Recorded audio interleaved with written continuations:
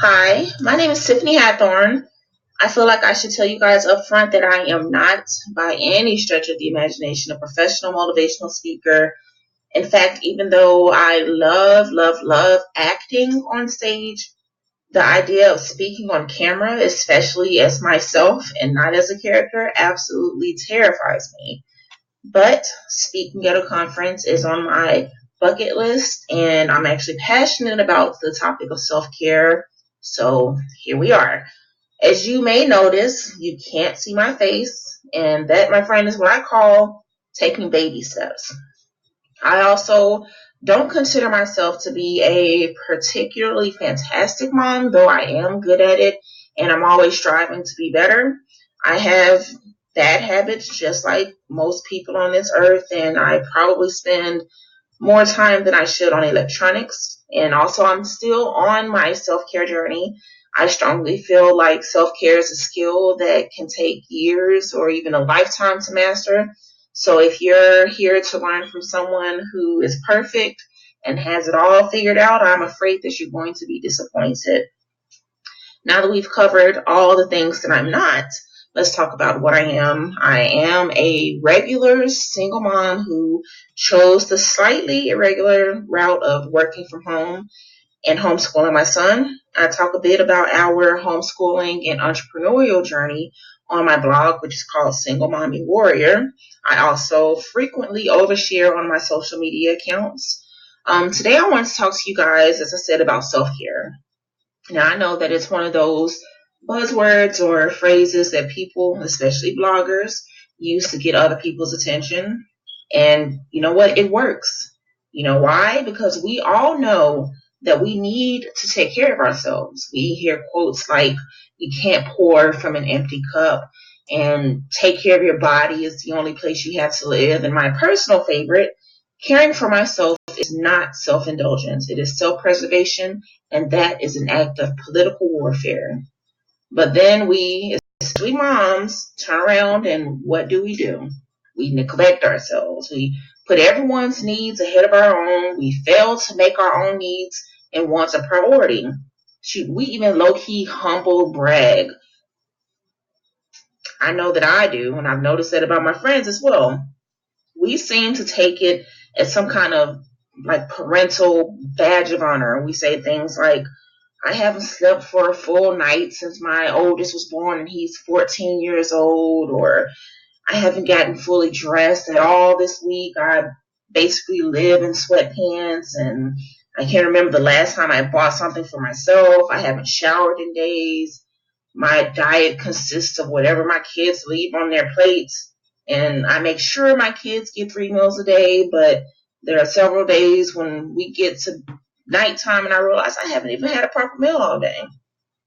For some reason that I don't understand, we say these things to each other like that's the way life is supposed to be. Like we're supposed to walk around hungry, disheveled, possibly a little bit smelly, and putting literally everyone else's needs above our own. I just want to say today that that is not normal and it's not okay. It's not the way that we're supposed to live. I believe that you can find some balance. It may not be the perfect balance.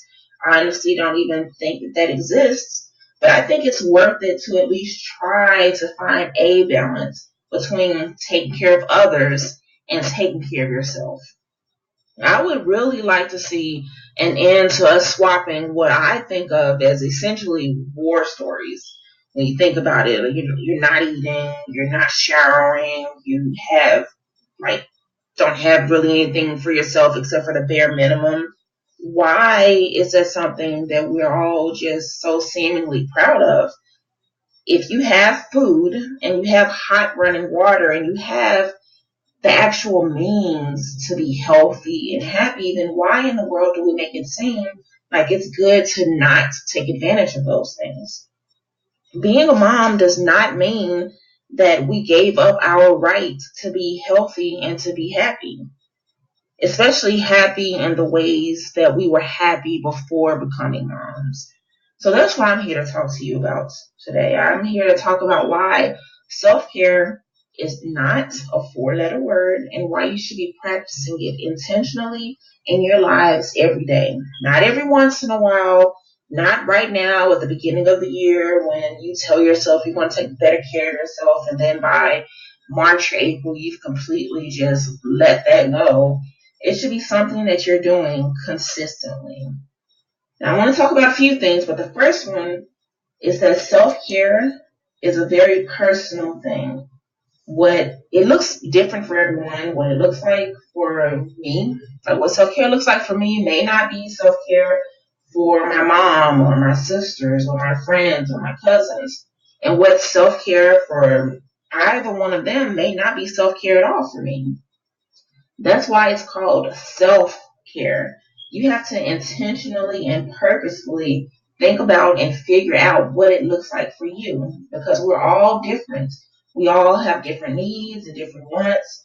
So why would we think there's some type of cookie cutter version of self care that fits everyone? You have to figure out what it looks like for yourself. Now, what I do is I sit down and I take a real deep assessment of my life and the various aspects of my life that I care about. For example, my mental and emotional health, my physical health, my happiness, my career, my relationships, things like that. And then I rate each of those things on a scale from 1 to 10 to identify the areas that need more attention. 1 is the low end of the scale, which is this is terrible and needs to change. And 10 is pretty much like this is perfect and nothing really needs to change. Then I think about what I need to do to change that situation. Like, what do I need to do to improve on those things? And then finally, I make a plan to do just that. And I actually implement the plan, which is the biggest part of the equation. Now, to give you an example of how this works, let's look at how I personally assessed a few areas of my life over the past 2 years and how I made plans to improve in those areas. Now, first, we want to start with the health area, even though this wasn't the first thing that I tackled. Earlier this year, it was around summertime. I actually deal with a few chronic conditions, namely thyroid disease. I had my thyroid removed in 2009, and I'm supposed to take medicine every day to keep my thyroid levels in order. And I also was diagnosed with anxiety and depression in 2010. And for a good while this summer, I wasn't doing the things that I knew that I needed to do to keep my thyroid in order. I had run out of my prescription of my medicine, and for some stupid reasons, I didn't go back to my doctor to get blood work done so that he could, write a prescription. And I kept planning to go, and then I just didn't, and weeks passed. And I realized that my anxiety and my depression were kind of on the rise, which in hindsight wasn't surprising because apparently your thyroid health is connected to your emotional health or your mental health. It wasn't until my anxiety had me doing something that was really stupid and could have ended terribly that I realized just how far I had let things go. And so I had to enact like an emergency self-care plan, which included, going to the doctor, not just at one time, but on a regular basis to make sure my thyroid levels are okay and that I have the right prescription, making sure that I have the proper medication and coping strategies that I need to manage my anxiety, and also talking to a therapist when I feel myself moving in the wrong direction. And honestly, if I could afford it, I would see a therapist at least once a month. But for the time being, just seeing a therapist when I feel myself going in the wrong direction. And while I was very glad that I finally addressed those issues, it was kind of upsetting to me that it took such extreme measures to get me to that point. I feel like that's what so many of us do. We ignore our health and our happiness issues until we literally can't ignore them anymore. And then we take care of ourselves because we have to. But self-care really should not be an emergency procedure. It should be a normal part of our lives. So after that, I started focusing even more on doing things that made me happy. Like I started drawing more and painting, and I read more for pleasure, and I would go on walks to get some fresh air. I started hanging out with my friends more. I started, you know, doing things like binge watching Netflix and then Disney Plus when they came out. And then there was another assessment period when I was focused on just figuring out what's one thing that can I do to consistently bring joy into my life. And so I started thinking about like something that used to make me feel really happy that I haven't been able to do in a while. And I thought back all the way back to high school and college when I was really active in theater. And just to give you an idea, I'm 34 years old. So me thinking back to high school and college, man, I had to go way back. And that was kind of a huge indicator of how long I had been neglecting self-care. But anyways, in high school, I was in every play that they put on. In college, I initially majored in theater arts. And even though I didn't stick with it because I fell in love with sociology and psychology, which is what my degrees are in. I still auditioned for plays and I still performed. I was even on a sketch comedy TV show for my college. It wasn't anything big. But then after I graduated from college, I had to get a regular job, and then I was in grad school, and then I became a mom, and then I became a single mom, and I just had so many responsibilities on my plate that theater was really the furthest thing from my mind. And when I did think about it, it was more along the lines of like, oh, I miss those days. Those were the good old days. But over time, I started thinking about theater more actively and more often. And there's a local dinner theater in the small town that we live in that I knew about. Actually, I had attended a performance there with a friend, ironically for self care. Like we were both going through a rough patch in our lives, and both of us needed to just get away and to do something that didn't require us to think and that didn't require any responsibilities from us. So we went one night to one of the shows at this dinner theater. And it was maybe a year after that when I was just like, wait a minute, I can do that. Like I could audition for a show and then see what happens. And so I did. I signed up for their mailing list so that I would receive any notifications about auditions. And one day I received an email about auditions for a musical version of The Secret Garden, which is one of my favorite books, even though I didn't have a clue at all that there was a musical for it. Anyways, I signed up for the audition and I showed up and I sucked. I did a lot of musical theater in high school, but for this musical, you had to know how to read music, and I don't know how to. And so, even though the acting portion of my audition was impressive enough for the director to pull me to the side and tell me that she'd love to have me back to audition for something else, I did not get a part. But I didn't let that stop me. I told myself that I was going to audition for the next play. And so when the next audition came around, I auditioned, and that play was Miracle on 34th Street. And I actually got a part in that.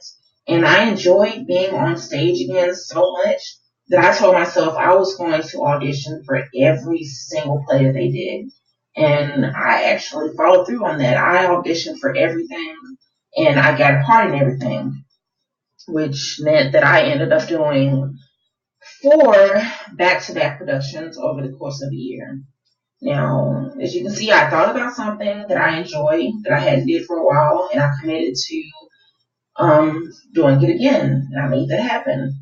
Now, as I mentioned, I'm a single mom, so logistically, it wasn't really easy. I could have very well talked myself out of it every single time, especially after that first time. Being in theater is really time intensive, and I hadn't done theater since college, and so I kind of had forgotten that, and I had never had that experience of being in theater, but also having a lot of really big responsibilities, and so it was hard.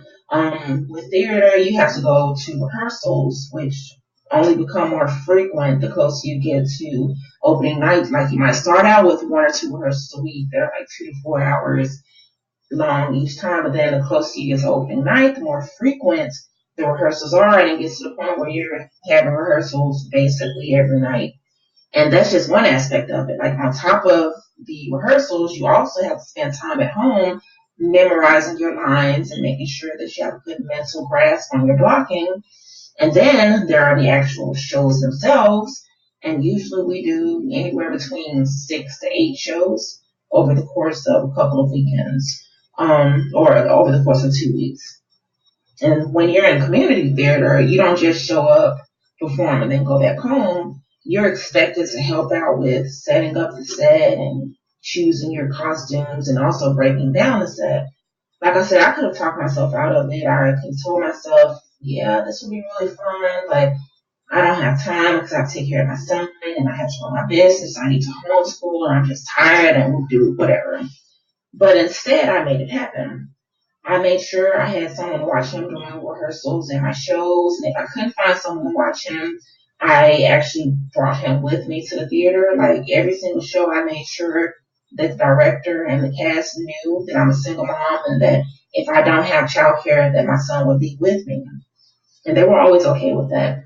So in the end, I didn't let the situation, like my situation of being a single mom, keep me from doing something that I knew would make me happy. And that to me is important because a lot of the times we let the more logical priorities take priority over the things that just feel good. And then I also feel like I have to mention this because it's a part of it. Part of self care is realizing when enough is enough. I know it sounds cliche, but there really is such a thing as too much of a good thing. I mentioned a little bit ago that I did 4 plays, I did 4 productions back to back. And I also mentioned how time intensive theater is. So during the 4th production, which was a thriller called The Bad Seed, I realized that I was just really tired. It was just a lot.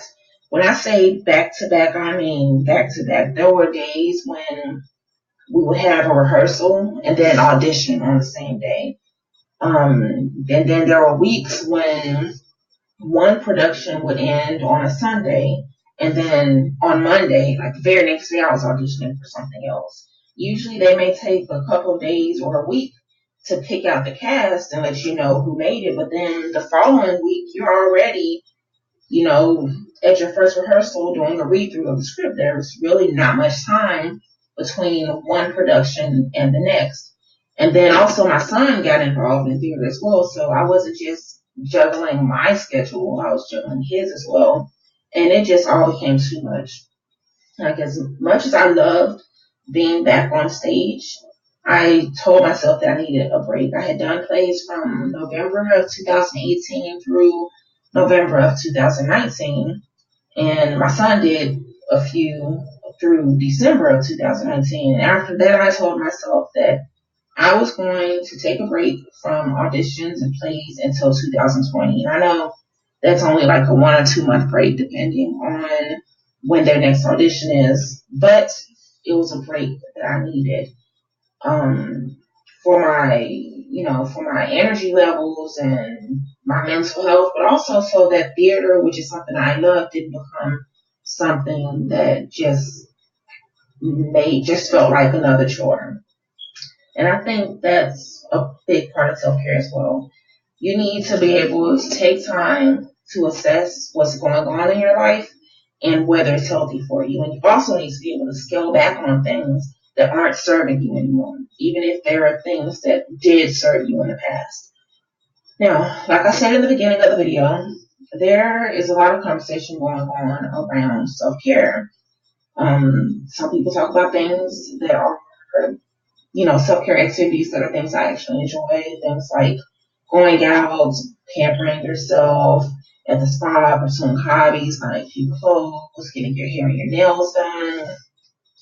And I've also seen some conversations that say that those things are not real self-care and that the only real self-care includes things like going to the doctor, eating healthy, exercising, going to therapy.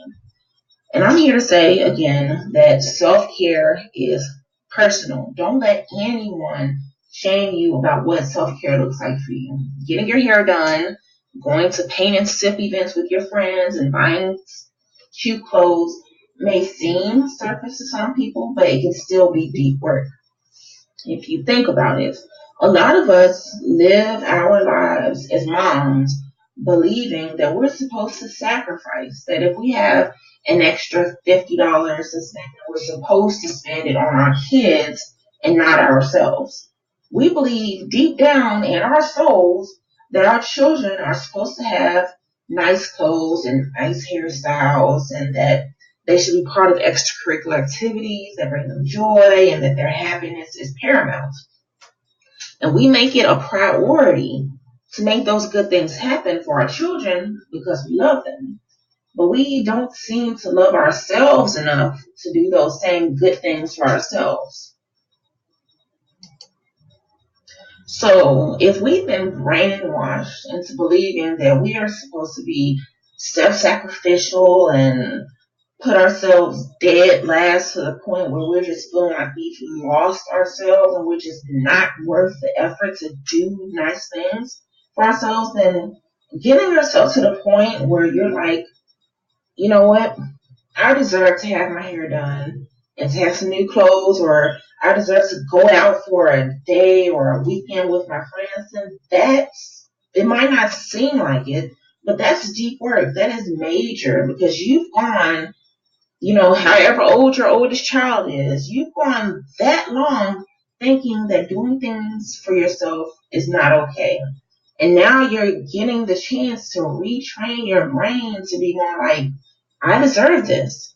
I need to take care of myself. I want what I want, and that's okay. So don't let someone make you believe that your brand of self-care is not right. It might not be right for them, but if it's right for you, go ahead and do that. Now, one thing I started practicing a while ago was spending money on myself every time I got paid. Or, I slip up sometimes. I don't do it every single time, but as many times as possible, I buy something for myself. Because I really got tired of feeling like I was working just to pay bills. I spend way, way too much of my life working to not be able to personally enjoy the benefits of it. And I'm not talking about having a car or a house or food. I'm talking about being able to enjoy things, buying books for myself and doing things just because I can. So I started splurging on myself. I don't really like the word splurging because it makes it seem excessive, but for the sake of this, I'm going to say splurging on myself. I will buy an outfit here, a pair of shoes there. If I saw a book I wanted, I bought it. And I also created an Amazon wish list called Treat Yourself that I shop from throughout the year. I used to definitely be one of those moms that felt guilty when I bought things for myself. I always thought about the things I could have bought for my son instead, but then I reminded myself that my son has way more than he needs, to be honest. And he gets so much stuff that he wants. So buying something for myself every once in a while is no way going to take away from his life or his happiness. In fact, I can't think of a single time when my son saw me buy something for myself and was like, wait a minute, how come you're not buying anything for me? So to reiterate, don't let yourself or anyone else make you feel selfish or ashamed for doing things for yourself. Now that I've emphasized that yet again, because I feel like I need to, let's move on to another section of my life that I realized was lacking and needed improvement, and that is my business. Now, at this point, if you're not a business owner, you might feel like the rest of this won't apply to you, but I encourage you to stick around because even though the example I'm using is about my business, the things will be centered around how boundaries and fear play a role in self care. Now, throughout much of last year and beyond that, if I'm honest with myself, I realized that my lack of boundaries was really impacting my life in a negative way. One big example of that has to do with this conference, the one that you're listening to right now. Late last year, Heather Bowen, who is the person who organized this conference, she put out a call on Facebook for speakers. As I mentioned, being a speaker has been on my business and life bucket list for a while. I do not like being on camera, but I love being in front of an audience and providing value, whether that's being on stage during a play where the value that I'm providing is entertainment, or whether that's being on a stage in front of people talking about something that could possibly make their life easier. Like, I enjoy doing those things, and I have been looking for an opportunity to do that. So when Heather said that she was looking for speakers for an online conference, I pitched her several ideas. But in the back of my mind, I really didn't think I would be chosen because I don't have any speaking experience, at least not in this sense. I've never been a speaker at a conference, and I figured she would get a lot of people applying. And then when you compare me to all the people she knows in her network, that I wouldn't really stand a chance. So I was really surprised when a few weeks later I got an email saying that I had been selected. I was super excited, but I was also super nervous because I realized that this was going to be a recorded session. I mean, I already knew that just based on what she said when she put out the call for speakers, but being offered the actual opportunity, that's when it really hit home. And I was thinking, oh my gosh, this means I'm going to have to be on camera. I don't like being on camera. I'm really scared. I shouldn't have done this. Um, but I really wanted to do it. So I accepted the opportunity and decided that that was it. I was going to do it. And I already knew what I was going to talk about. So the only thing there was left was to just actively do it. But at the same time, I had a lot of work to do. And unfortunately, it was a lot of underpaid work, which is next to unpaid work. Having a lot of underpaid work is the worst kind of work to have in bulk. And I was in that position because I hadn't been practicing what I think of as business self care. For example, I wasn't charging what I needed to charge to make things worthwhile. In other words, I wasn't charging what I needed to pay the bills easily. And I also wasn't setting any boundaries on the type of work that I do. People would come to me and, they would have worked with me in the past and enjoyed working with me. And so they would ask me if I could do this other thing that I don't really do. I can do it, but I don't offer it and I don't enjoy it. But since I wasn't charging what I needed to charge, I really needed some more work. And so I was pretty much saying yes to everything. Yes to all types of projects, even the ones that I knew I wouldn't enjoy. And so what ended up happening was I was taking on a lot of underpaid work doing work that I didn't enjoy. And that was essentially my life for the whole entire fourth quarter of 2019, being paid very little money to do a lot of work that I didn't enjoy. So, needless to say, I was stressed out because one, I was having to spend a lot of time doing things I don't enjoy, but also because even though I had a lot of work, it still wasn't enough to pay all the bills because I wasn't charging the rate that would make my business profitable. So the day came when we, as the speakers, were supposed to have our presentations done, and I was not ready. I was so focused on client work that this thing that I was genuinely excited about got pushed to the wayside. And that happens more often than I care to admit. I put the things that I'm really excited about on a back burner to focus on, you know, other stuff. because I don't set boundaries for my business and I don't enforce those boundaries and I don't charge what my work is worth, which is a huge part of business self-care. And so when I fail to do those things, I get into the position where the things I am excited to do and the things that could be profitable for me, I don't have the time or the mental energy or the emotional bandwidth to take them, or, to take the opportunities on. That's just one personal example of what it might look like when you're not engaging in deep self-care, when you're putting your own needs to the side and on the back burner for other people's needs, when you're taking care of everyone else, whether that's your family, your friends, your spouse, your boyfriend, your girlfriend, your clients, when you're taking care of everyone else, but you're not taking care of yourself or the things that are important to you.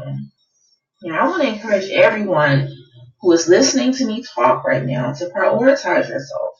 Prioritize the things that you're passionate about and the things that are important to you. Prioritize making the decisions that will yield a happy and healthy life or business or social life or whatever aspects of your life that are important to you and that you feel need to change. I want to encourage you to engage in self-care so that you can have those things in a healthy, abundant way. If your self-care looks like setting boundaries for yourself and others and then enforcing those boundaries, I encourage you to do that. If self-care for you is saying no to things that don't serve you or that don't align with what you want your life to look like, I encourage you to say no. If your self-care looks like saying yes to things that will make you happy, will make you feel meaningful, will make you feel fulfilled, will make you feel like you're living your purpose, will make you feel happy and joyful, I want you to say yes to more of those things. That's what I want you to do. I want you to sit down and take a really deep and honest assessment of your life, of all the various aspects of your life that matter to you. And I want you to think about what you can do, say, believe, and practice to make those aspects of your life better. Really think about the things you can actively and intentionally do to move yourself in the direction of those things being better. Sit down and write down every aspect of your life: mental and emotional health, physical health, finances, business or career, family, relationships, body, appearance, social life, literally every aspect that is important to you. You can even break those things down even more if you need to, whatever makes sense to you. Then I want you to rate every aspect from 1 to 10. 1 would be, this is absolutely terrible, I don't like it, and it's making my life miserable. And 10 would be, this is perfect, nothing needs to change, I love it the way it is, and I want it to be like this forever. Anything that's not an 8 or above, focus on what you can do to get it higher. I created a workbook to help you do this. It will walk you through listing the various aspects of your life, the questions you need to ask yourself, the things you need to focus on, and it would also help you to create a viable self-care plan to help you improve the aspects of your life that are lacking. As I mentioned, I'm still on my self-care journey. I still have a lot of work to do as far as establishing and enforcing boundaries. I need to raise my rates and stick to them. I need to have set office hours and to take weekends off so that I don't feel like my business or my clients are running my life. I need to exercise more and give myself more grace. I need to say no to more things that do not align with my goals. And I need to say yes to more things that excite yet scare me. For example, doing Facebook Lives, which, as you can probably tell by the fact that you still cannot see my face, is something that really scares me, but it's something that I want to do. Now, just as assessing my life has been helpful to me on my self-care journey, I hope that this session has been helpful to you in some small way and that I didn't ramble on too much like I have the habit of doing. And I also sincerely hope that you are able to, in the very near future, engage in some deep self-care that transforms your life in a beautiful and lasting way. And on that note, I will take my leave. Have a good day.